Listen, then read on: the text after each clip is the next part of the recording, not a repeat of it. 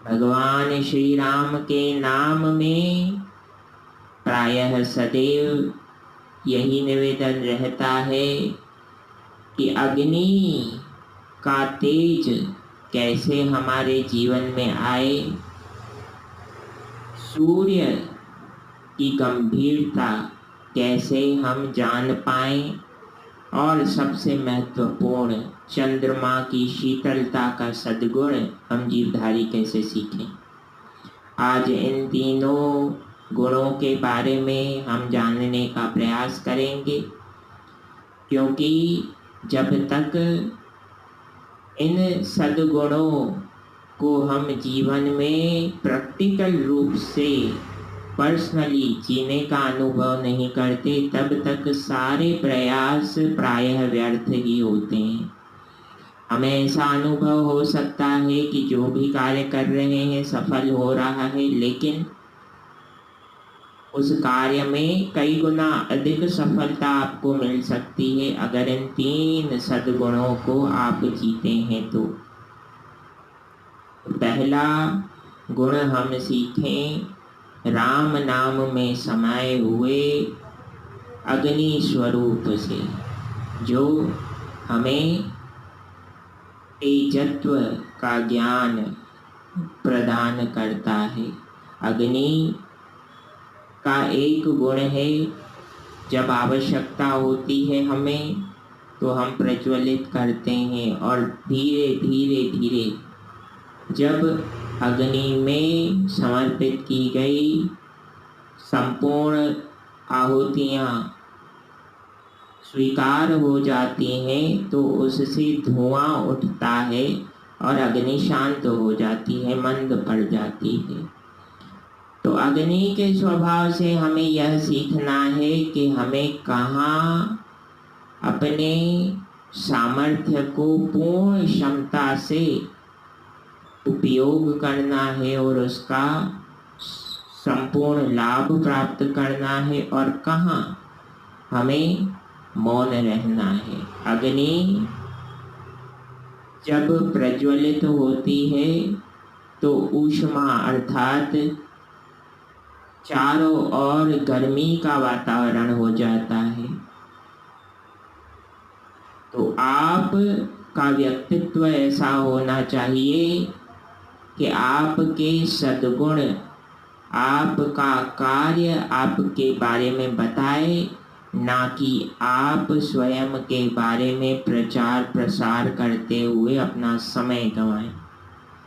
तो सर्वप्रथम हमें यह सीखना है कि अपने कर्म के प्रति कैसे निरंतरता का भाव जागृत करें। हमारा मन हमारे कर्म की निरंतरता में सबसे बड़ा बाधक है बंधुओं।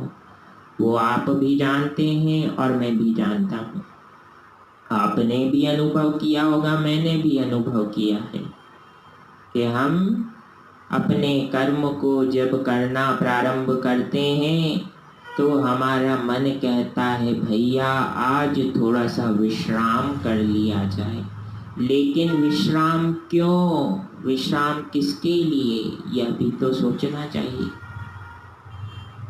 विश्राम की स्थिति का भाव मन में इसीलिए आता है क्योंकि हम अपने आप पर तथा अपने ईश्वर पर जो विश्वास करते हैं वह डगमगा रहा है।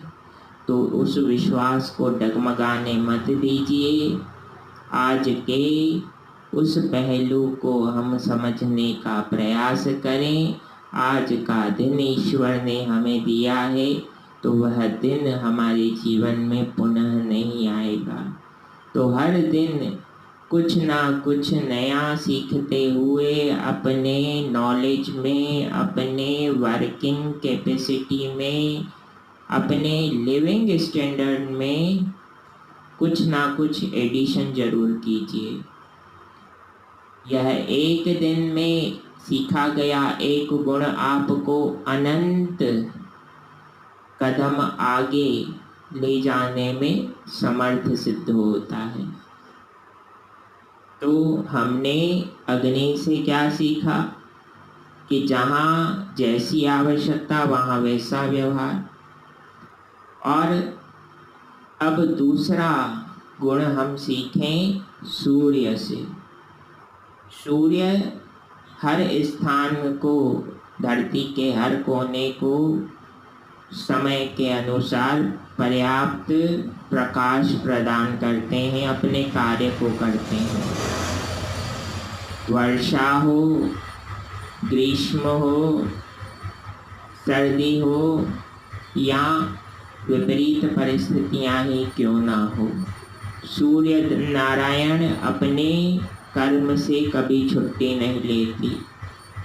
तो सूर्य देव जब अपने कर्म से छुट्टी नहीं लेते तो हम भी अपने कर्म से क्यों थके। जिसका जैसा कर्म है, जो जिस लक्ष्य को पाना चाहता है, लक्ष्य तभी प्राप्त होगा जब आप निरंतर चलते जाएं, निरंतर बढ़ते जाएं, निरंतर सीखते हुए सुधार करते जाएं। सुधार करना बहुत आवश्यक है। थकिए मत, रुकिए मत, आगे बढ़िए। और तीसरा सबसे महत्वपूर्ण पहलू जो हमारे स्वभाव में होना ही चाहिए, शीतलता। अगर आप किसी से व्यवहार कर रहे हैं, वार्तालाप कर रहे हैं और उसे क्रोध आ गया, वह किसी कारणवश क्रोधित है, तो ध्यान रखें सामने वाला तो क्रोधित है, लेकिन आप उसके क्रोध में, क्रोध रूपी अग्नि में घी डालकर उसे प्रज्वलित मत कीजिए, अपितु शांति और संयम तथा मौन रूपी पानी का प्रयोग करते हुए उस व्यक्ति के क्रोध को शांत कीजिए। आप शांत रहेंगे तो सामने वाले में भी वही वाइब्रेशंस रहे, तो वह भी शांत हो जाएगा, कितना ही क्रोधित क्यों ना हो। याद रखिए, आपका व्यवहार, आपका आचरण ही आपके व्यक्तित्व तथा आपके वर्तमान का सदुपयोग करते हुए आपके भविष्य को बेहतर बनाने का मूल साधन है। इसलिए अपने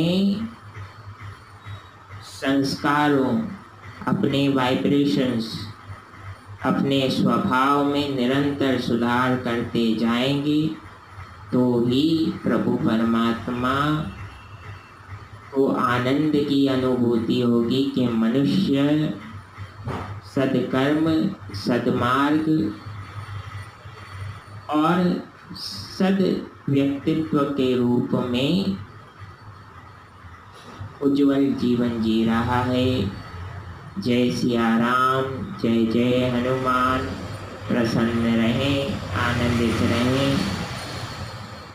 कथा पसंद आई हो तो लाइक शेयर करना ना भूलें। प्रणिपात।